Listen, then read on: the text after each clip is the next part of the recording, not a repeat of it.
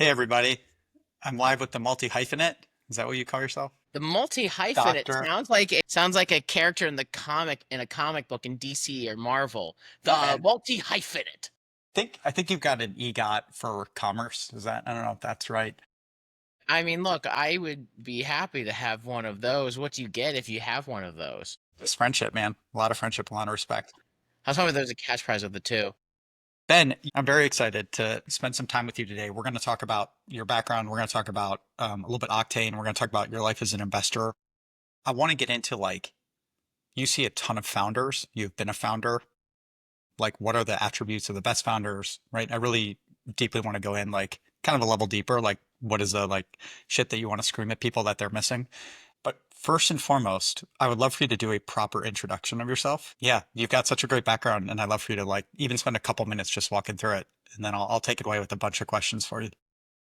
So, hi, I'm Ben. I like long walks on the beach, candlelit dinner. Oh, wait, wrong kind of intro. So, hi, I'm Ben.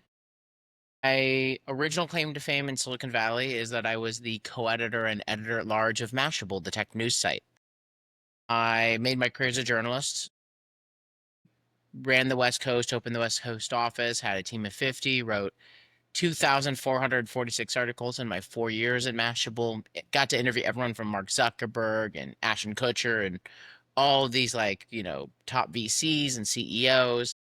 And after my 4 years there, I left. I wrote a column for CBS and CNET, and then I wrote a best-selling book for HarperCollins called Captivology. In fact, let's see right there.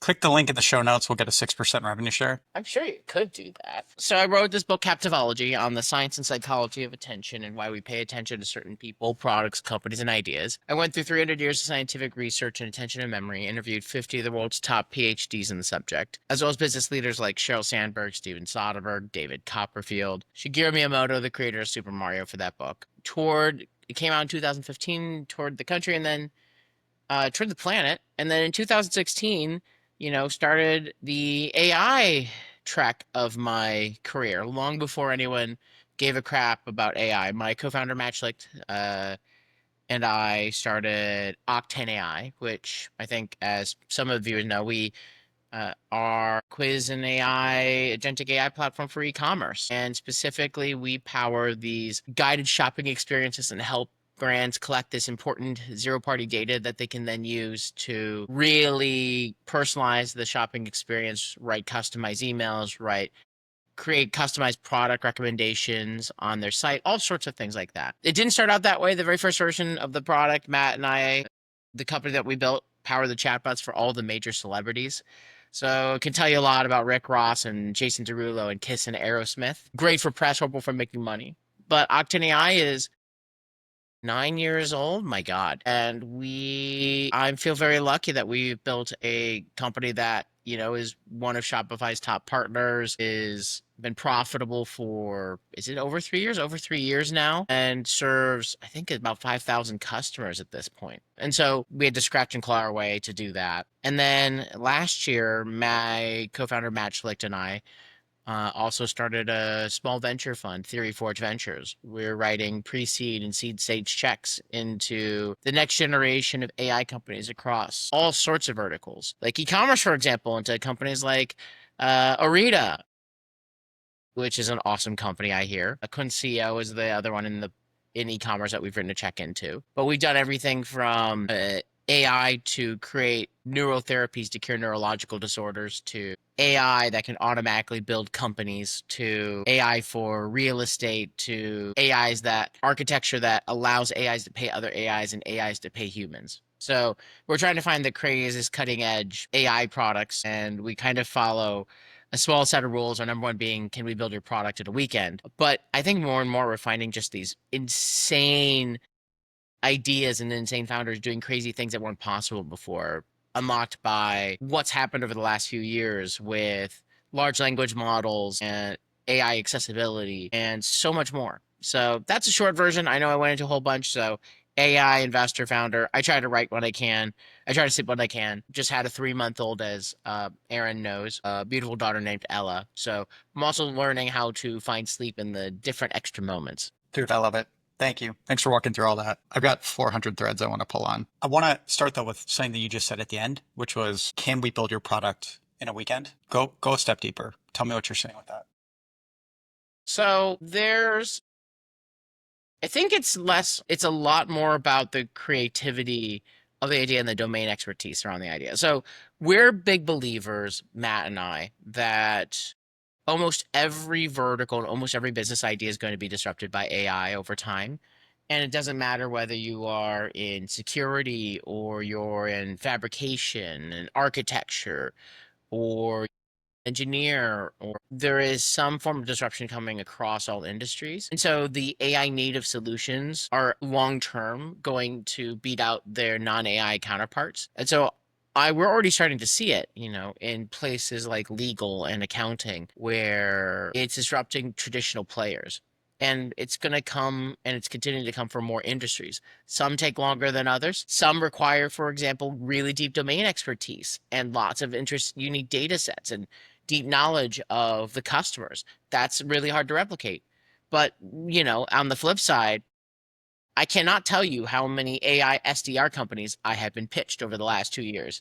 It is so many of them. And Matt and I just made a blanket rule. We just don't write a check into those because someone will probably win, but it's not that high of a bar to go and build. Matt, frankly, built one. He is awesome at building these things. And if he could build one, why can't others go and build it? And more importantly, how do we pick a winner? And if we can't pick a winner, we If can't I'm write a check. interpreting, so the razor is like, look, if we can go build it quickly, that means there's not deep domain expertise. That means it's not, there's going to be 1,000 competitors. And like somebody will win, but this is not a Yeah. space for Theory Forge to invest in. Yeah, we're not so worried about like, oh, is it a ChatGPT wrapper? I don't think that really matters, and because it's more like, are you finding something that has you have real product market understanding, you have a unique way to grab customers. Are you doing something with the large language models or other forms of AI that is really difficult to replicate? One of the things I've been seeing is there's like a fascination with the, yep, these guys have four folks and they went from 1 to 10 million, right, very quickly. And one of Mm-hmm. the struggles I have is like, yes, and other people theoretically could also go build that product, going back to your last comment. But especially in the B2B world, I'm trying to figure out, are those people going to retain are those companies going to retain their business?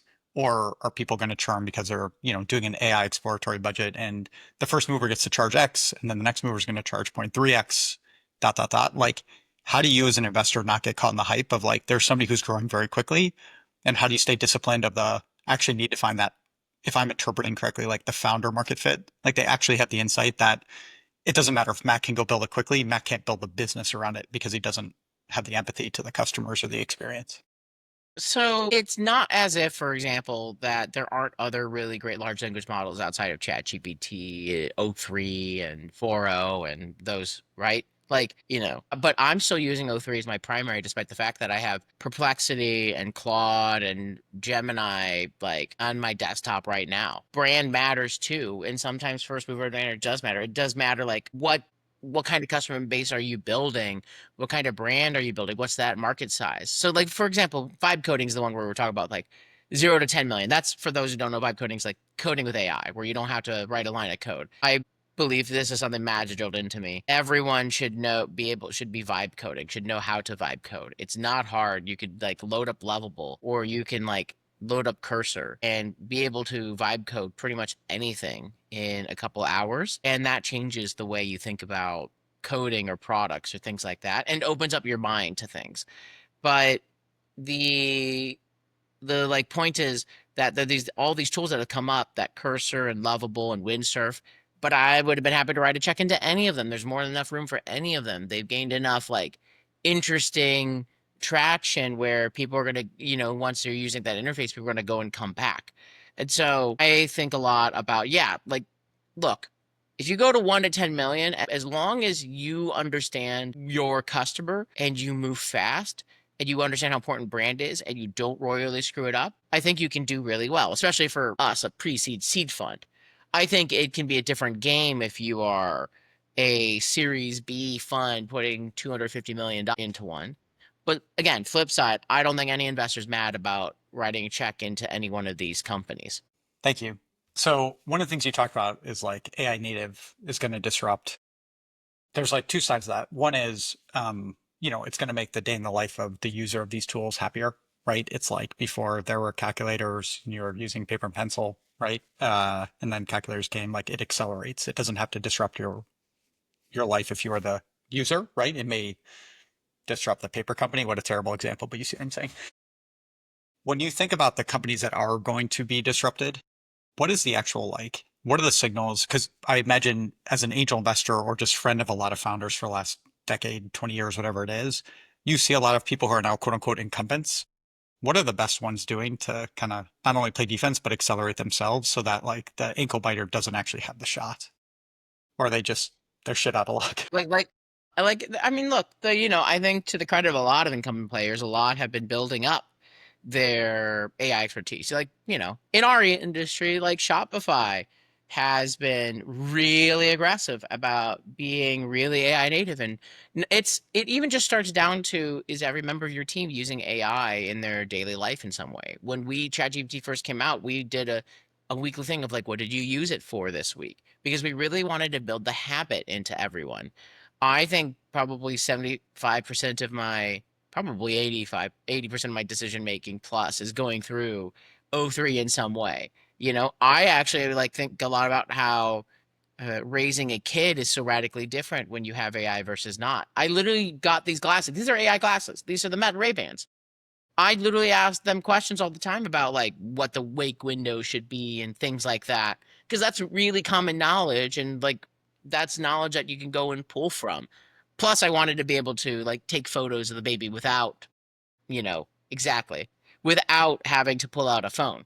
I think that there's it's a whole new modal interface of how people are interacting with the world. That's why I'm like excited about the O3, like the ChatGPT's new device when that comes later this year. All right, let me try to get a specific example. You and I chatted a couple weeks ago, right? We were talking about fundraising. We don't need to go into like the specifics. For a call like that, or I introduce you to a company because I see a lot of commerce tech companies and I introduce you to somebody and you're prepping for that. How is AI actually helping you either in the prep or post meeting? You say you're using it for everything. Like, how does it help you make a better decision? Like yeah. There's a set of stuff to prep, there's a set of stuff to analyze. Take any deck, any piece of information, I put it through O3. I have a set of specialized uh, prompts to be like, this is what I'm looking for. Give me a score, so that I can like at least get an initial knowledge and assessment and a summary of what's going on and like what are the competitors that I can find in the space. Now, obviously, in new spaces, I tend to know, or Matt tends to know some of the competitors that are around that are brand new and they're not in the public market, but we want to get the comparables, but also like the AI like briefs on people. I can't even say there's some tools that I'm using that I can't even talk about that are briefing me on the founders that I'm meeting and who the other investors that are meeting with those founders. Crazy stuff actually right now. Ben, are you actually using the AI interview tool right now where it's giving you answers while I'm I mean, I'll have a granola on for lots of things so that I can use that afterwards to analyze, the call. And we have a set of like criteria that we use to really understand, who we like, what we're looking for, all that sort of thing. But it's just like in as many workflows as possible. And I still feel like I'm 5% of the way there. I feel like my co-founder is definitely farther along than I am, but I'm using, for example, right after this, I'm using one of our portfolio companies, Gumloop, to set a whole bunch of automations for everything from my personal newsletter to analysis of, things that are coming in through my email. And the Gumloop's doing really well. They just raised Series A from Vertex, but they're like the Zapier for AI for those who don't code. It's really useful for that. So I'm trying to just use it for, especially just like, I'm trying to make a decision. I'm trying to analyze something and get a first pass of a thought. I try to personalize the AIs a little bit to my style, to what I'm looking for. I'm trying to do more collaboration. There's another company in the portfolio called Team GPT where you can like collaborate on building AIs together and the team can go and use and they have prompt libraries. So I'm starting to build out some of that with some members of my team. This is great. All right, two quick follow-ups on this. One is you kind of mentioned there's a framework, right, where to help you build the score. What is the like most, and you don't need to give away your secret sauce, but is there something that you have learned to look for that you don't think a founder would understand that as an investor you might be looking for that you kind of put in there? There's still some stuff that is a little bit more like vibe. So I don't know how. I haven't quite figured out how to use AI to score vibe in the end. But in the end, and pre-seed and seed, founders are going to change stuff a lot. It's like, do you think this founder can go through a brick wall? Are they ideally suited for the task at hand? Will they rip down mountains? Will they adjust strategies as necessary? You know? There's a lot of that we look for. I remember writing one check just because I thought the founder was so deeply obsessed with the problem they were after. They knew everything about the industry. They've been thinking about it nonstop for 3 years. It was like, if you're that level of obsessed, I will write a check for that. Thank you. And then second question around this topic, if you think about the founders, not when you're writing the check, but a year in, 2 years in, and again, whether it's people in your portfolio or reflecting on you and Matt, or think about your friends who are founders, what's the like non-obvious attribute? It doesn't have to be non-obvious. What is the attribute that you really want to like kind of shake all your founders and be like, hey, this is the thing that's going to help you right now? Is it like generically customer obsession? Is it something around tools? Is it something around speed? Like what It's is the around go thing? to market. It's around capability to bring outsized leads in through their ability to communicate their story. We're investors, for example, in a company called Alex, which is like a cursor for Xcode to build iOS apps. They like are powering the granola experience, like a mobile app, for example. And there's a lot of other ones that they're powering. But that founder is really good on stage, like communicating the vision and demoing the product. And I think that that's something that, the fluency in which you can communicate the vision is something that we look for a lot because that's also important for fundraising, which frankly matters a lot for founders, being able to get money in at the right time is something that separates, I think, mediocre founders from incredible founders. So it's that communication, it's that like real understanding of what's a superior lever for go to market that you can use to make outsized growth. Yeah. By the way, my camera disappeared, but I'm still here. I promise. I know you turned into a black box. I'm not on Tetris or like doing something else. I'll figure out if I can solve this. Yeah, I think one of the debates that we're having is like not the debate. Point of focus that's important to us is that go-to-market side of the house and trying to figure out like what is. And then he disappeared, everyone, and I'm still alive. I'm here. I'm here. I made it. I don't know what happened. Oh, Um, welcome back. yeah. Sorry. Welcome back. I'll dive to answer.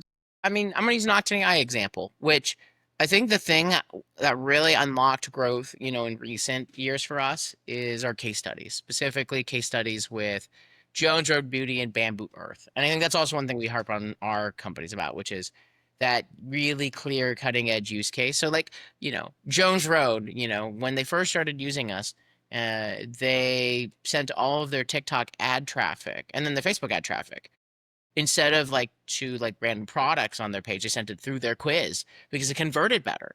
And they were made, 10 figures plus every year and continue to do so. It's crazy the volume that they drive. Their strategy is incredible. And the more that brands just implement exactly the strategy, the more money they make. It's so clear what to do. And Jones Road Beauty is one of those marquee brands that people realize like is like cutting edge that they want to go and copy. And we work with them really closely on new products and some cool stuff coming really soon. I'm super excited to be able to talk about soon. And then Bamboo Earth, it's just one of those beautiful quizzes out there. And it really makes a lot of money. And like that results page is just drop dead gorgeous and the thought process they had behind it. And so when a lot of customers come in, they ask like, we want to do the Jones Road strategy. We want to have what Bamboo Earth has. And so we really like make those case studies. We really emphasize because sometimes those things can go really, really viral. And again, like it's something that's like really valuable to the customer. Like essentially this is a roadmap for how you can build your business and turn it into a Jones Road, into something like that. Yeah.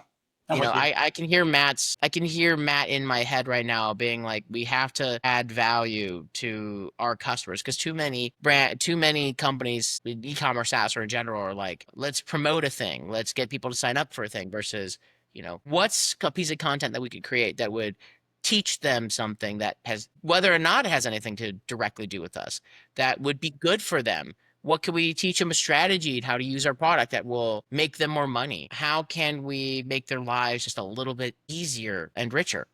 Yeah. So I I love the think a lot framing of about it that a lot. also of it being outside of what you guys do.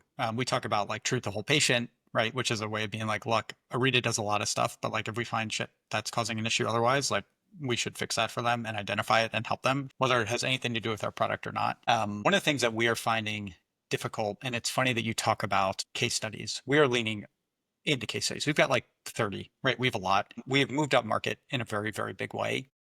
One of the things that is hard is we are building a new category. And it's not like people have always done email, but like we're doing AI customer segmentation. And like on a super duper high level, people are using like rules of thumb and we're using machine learning and like we win every time. Like our models will figure out who's engaged, who's unengaged, and like help you make more money. But the challenge is we look like we come from a SaaS budget. And I'm actually trying to figure out, and we're going to do this through case studies about comparing this to like, you could go spend, brands will spend 20x more on Meta this month than they would even think about spending on us, but our ROI will be much higher independently because if they have a leaky bucket because their like retention isn't performing dot dot dot, right? Like it's not performing for their existing customers, but the next customer in will have a lower LTV. And we are definitely in that struggling position. I was talking to Adrian, our CMO, this morning, where there's one customer who like there's customers where I don't think we can create value. And I used to run a brand for a decade. I'm like, just don't work with us. We can create some value, but like this is not, you guys have 1,000 things you could do. Don't try to get a 2x ROI. It's just like, who cares? But there's some where I like literally want to text a founder and be like, if you're unhappy, I will personally Venmo you, but like just please try it. Like you guys are missing so much revenue that you don't see you're missing. I'm very much at that like you can hear this as I ramble, like I need to like figure out how to get over that hump. And so we're leaning into case studies, but it's also just like we're also starting to talk about like ROI guarantees and just like try to make this as dead simple as possible. We don't yet have a self-serve motion, so there's no like, oh, free trial, just go, because like we are a super hands-on team because we want to be. Anyway, I don't know if you It's have any. I mean that's hard because the PLG motion is definitely what has helped a lot of companies like go viral on their own, right? My coach Matt and I think a lot about like the viral mechanics, you know. Matt was doing that since the early days with Ustream and I was doing that with Mashable and with Captivology. But it can be really hard when there's a required sales motion sometimes to because there's just a little bit of that extra barrier. Now, of course, there's companies where like they sell Snowflake, like 7, 8 figure contracts, and you definitely have to go and have a person, but they're like really upmarket. It's hard. I tend to think that the best, like Shopify has done a really good job, for example, of having both like a high end motion that requires sales and plus and enterprise and a PLG motion to capture, you know, new customers coming in and some of them really grow with them and then they can bring in their people. Yeah. It also just takes time to establish a new category. Quiz was a new category for Octane when we first started doing quiz, and that was 2021. There was like we were the first. There was no one else really doing it. We got a couple big brands that signed with us. We started growing, but then eventually, like I think competition started coming, which actually was good because it was like this is a real category that people really need. This is a need. This is what people used to do. Like people used to do this custom. It costs so much more, especially if you want to like integrate it in with your Klaviyo, integrate it in with your attentive, with your postscript, with your recharge. Yeah. That's a significant cost constantly. It's such a significant cost, but it took time to establish like this is really really useful. And then we had another I think boon when those case studies for us came out. It can't tell you like it's really hard to sometimes pinpoint, you know, what the like secret unlock is sometime, but it's just that like widespread communication, getting people to be able to try something as simply as possible, sometimes as cheaply as possible. When depending again, this depends on the product, but our philosophy is that I don't really care what you sign up for in a price. You're going to gain value. You're going to grow with us. And we just want you to get started. And so everything we've been doing, we just came out with a new flow where it literally builds the quiz for you using AI. You don't need more than like 60 seconds, like a couple minutes tops to get started. You prompt it, it builds it for you. We're just trying to get you up and running because we know if you have a quiz, you put it up and you send some traffic to it, you will print money. So our only goal is get a quiz up so you print money because once you do that, you're going to stick with us. Yeah. I love it. Thanks for sharing. I want to go back to Mashable days and to your journalist days. A fun question for me. What is the article or set of articles you wish you could redo? Or what is the interview you wish you could redo? Like if you'd been more seasoned or knowing what you Me know now, too. like, yeah, where would you have like wanted to be able to dive in deeper? Well, Mashable was such a unique era for me. I don't think I realized at the time just how lucky I was to have the platform I did at 25, 26 to be able to I was able to literally move stock prices. It was that insane. I remember I wrote an article. There was a point where I started a column called The Social Analyst, where I wrote, thought pieces on different companies and industries. I remember I wrote one once about Yahoo, and I got a call. I think that like a next day, being like, Ben, Marissa Mayer's pissed at you. Like the article went everywhere at Yahoo, and I'm like, I succeeded then. Uh, I made some noise on that.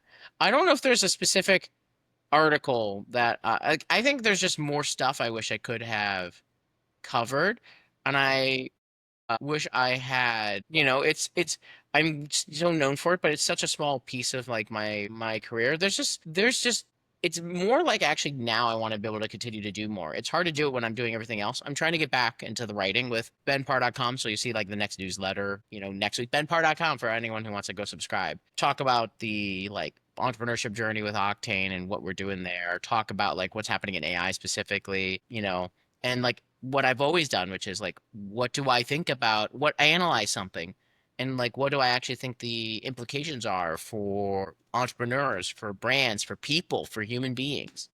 So I know that's a long-winded answer. I don't have like there's a specific article. I'm proud of that career. I wrote some keystone articles. I pissed some people off. I wish certain things like Google Plus still existed because I got so many followers because of the articles I wrote. I wish I had the platform when some new stuff came out because I could probably be very popular on TikTok if I had been writing the complete guide to TikTok early on. There you go. That's really helpful. How, if you think about like your being a journalist and like that being obviously like coursing through your blood, how's that made you a better investor? And then separately, we can come back to the operator stuff, but let's stick with that. I mean, there's a well-known pipeline of journalists to VC that has worked out really well, starting with Mike Moritz over at Sequoia, being one of the most legendary investors of all time. MG Siegler, who was a partner at Google Ventures. There's Christina, who was a partner at Omer. So there's like a whole list of people who've been VCs, who became VCs. I know one at General Catalyst. And in fact, I've been talking about putting together like a WhatsApp group for the former journalists turned VC, actually, because the skill set's the same. It's analyze a large amount of information across lots of industries, talk to a lot of founders, pick out who is the most interesting or has the potential for being around for a long time and build a brand and use content to build that brand. Those are all skill sets that make for really good VCs. And I think a lot of journalists, as long as they can also have a little bit of financial brain, can be really good at VC as well. If you think about yourself as an operator and you think about the journey of Octane, was that kind of super useful in that regard? As an investor, uh, No, no, or more as the operator. Like I'm curious, like was being a journalist helpful, or is it like did you find that you actually went slower? no, I mean, being a journalist is, like Octane wouldn't exist if Matt came up with the original idea for Octane back in 2016. He saw how communication was happening in places like China where it was not on websites, it was on mobile apps. And so I think for building a great company early on, it's insight, it's product, and it's the ability to get the resources early and recruit the people early. I think my journalist background built a lot of relationships, which ended up like a lot of the investors who wrote checks into the fund are people that Matt and I knew for years beforehand. General Catalyst being a name that honestly has been very helpful over the years for recruiting, for getting more customers through the door, for all those sorts of things. And Yeah. that kind of is compound for us, for us getting other investors through the door. So I think that capability, the understanding of like what customers are looking for, the ability to market, the relationships with journalists, those have all been really good. I think it's interesting, like the pipeline for journalists to founder, I think is harder because being a founder is it's like you have to go in the grindstone and just like, do not like nothing but like internal stuff for 3 months sometimes. Sometimes you have to be subsumed by the thing. And that can be hard for a journalist who's like used to like all the external validation and praise. But I have seen a new era of journalists starting like media publications and doing pretty well with it. And there's a combination of the entrepreneurship and their skill set. Alex Conrad I just was gonna say recently. Alex. Yeah, just Yeah, now. the both Alexes. There's the BuzzFeed Alex too, started Big Technology, and that's like one of the original OP publications, and they've done well, and I've seen a couple of them do well. So that as long as you have that entrepreneur spirit and you understand that market you're going after, you can do really well as a journalist, going in to be an operator. I want to change back a little bit into commerce and then maybe spend 5 or 10 more minutes, ask you a couple quick hits.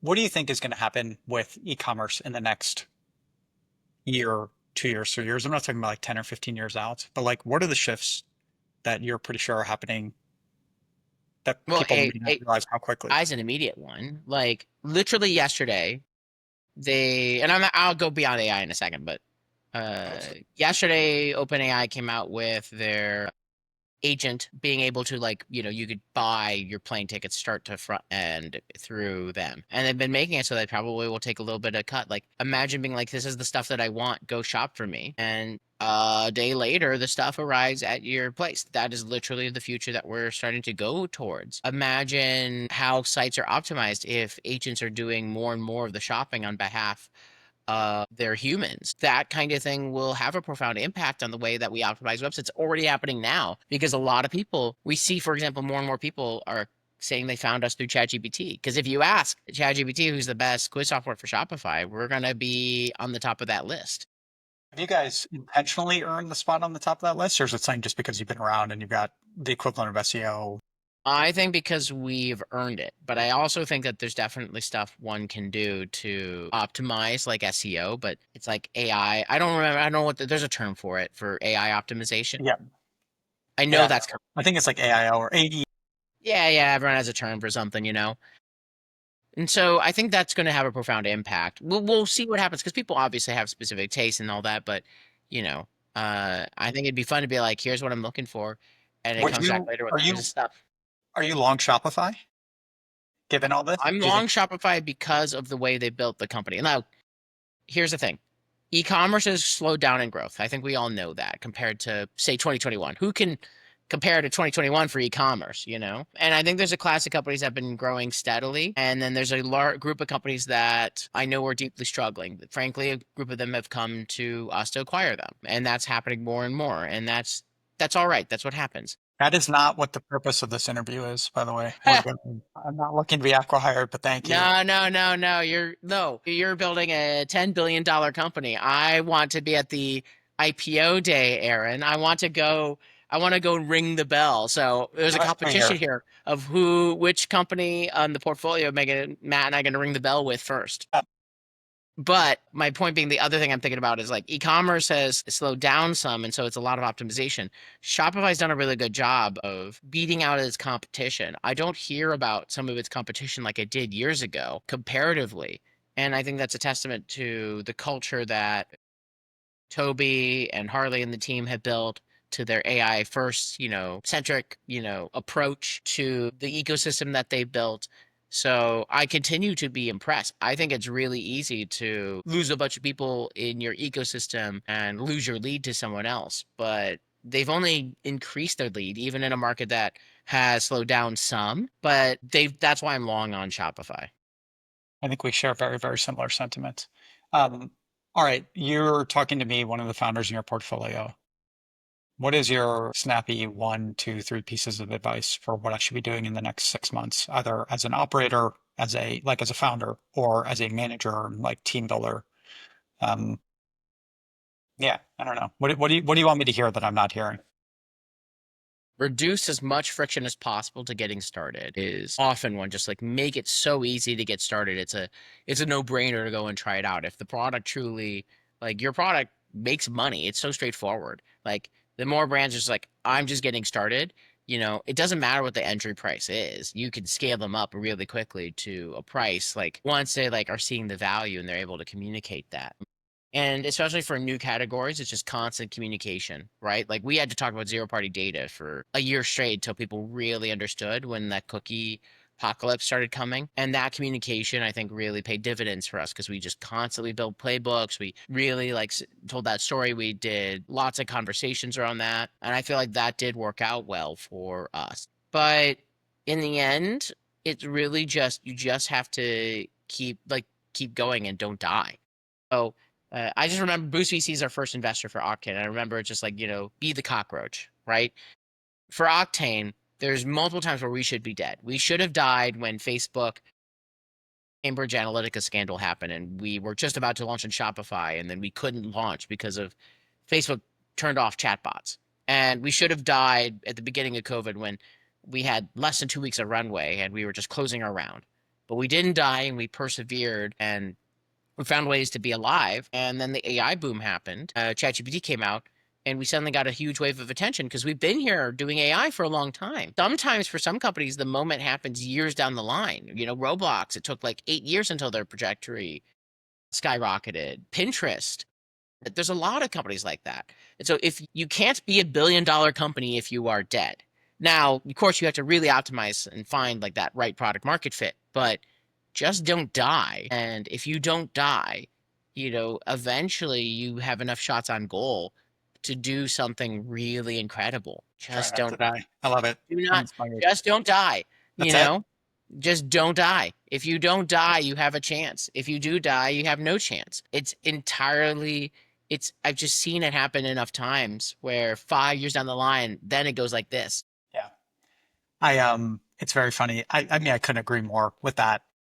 I also ran a company for 4 years. Investors were like, you should shut it down. And I was like, nope, you give me money and I'm going to figure it out. And we didn't die and we didn't die. And then literally 4 years later, I was like, oh, I see what you guys are saying. There was no good outcome. And so I think there's always that balance. True. It True. is Absolutely true. literally like not being obstinate and stubborn. It is literally what took me so long to figure out the next company to be a founder of. And like I was It, very lucky that Zach and DB brought me in where I was like, I need to be all in to believe this can be that 10 billion, like the monster company, not for like the chips, but literally like, are we doing something that's differentiated where we can make an impact? And if the answer is yes, then like, great, let's go through all the challenges of building the business. Um, but yeah, man, that's wonderful advice. Thank you. Any last words of wisdom? Anything else? If not, I can set you free. I mean, for the brands out there, let me just categorize brands out there, this is the time to really experiment with AI. I keep on saying that, but there's just no greater disruption to the way we work in the since the internet itself, even more than mobile. The way we work, the way your kids are already working or going to work is transformed. If you're not using like O3 like every single day to not 4.0, O3 to run your decisions by, to brainstorm with, you're behind already. Just get into that habit every single day and get your team in that habit.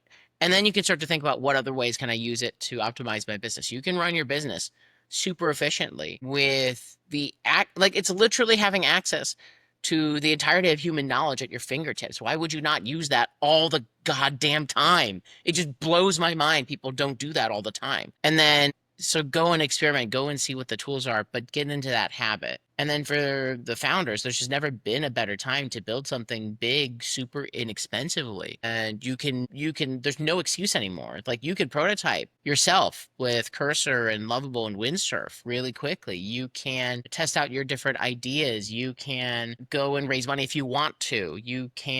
I know people who have built like 5, 10 million ARR businesses with like a few people and it's all bootstrapped. Incredible. Go. That's awesome. You built yourself an amazing new life. Just go and build some stuff and keep on testing and iterating constantly. And good people still really matter. A lot of the Octane AI team have been with us for, I think they average like 4+ years, It's awesome. and they're amazing people who really have empathy for our customers, who really understand every nuance of our product, nuance of our customers, are like a secret weapon of the company because, you can have a great product, but, someone guiding you through it and helping answer your questions is still very powerful, even especially in the age of AI. So having the right people, it doesn't have to be a giant team. You don't need to hire 7,000 people like people did in 2021. You have the right people who are super self-sufficient, super dedicated, have a lot of empathy for your customers.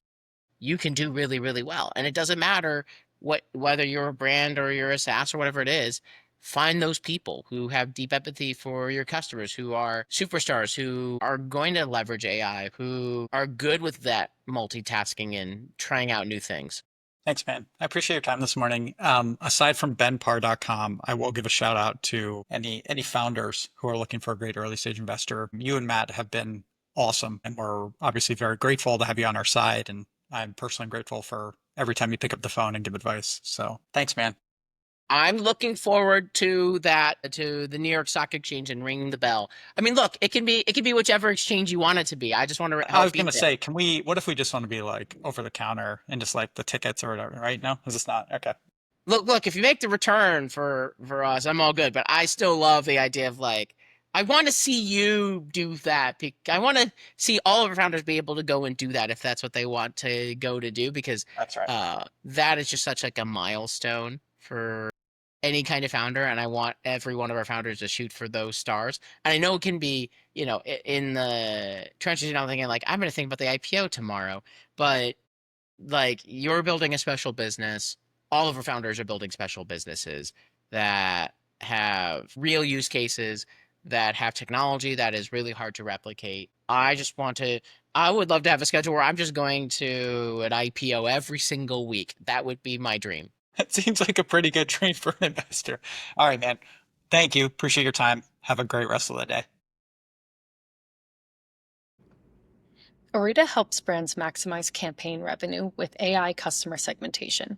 Our powerful, easy-to-use segments make email, direct mail, and SMS campaigns smarter, more profitable, and uncover missed sales from high-intent customers while boosting click rates and inbox placement.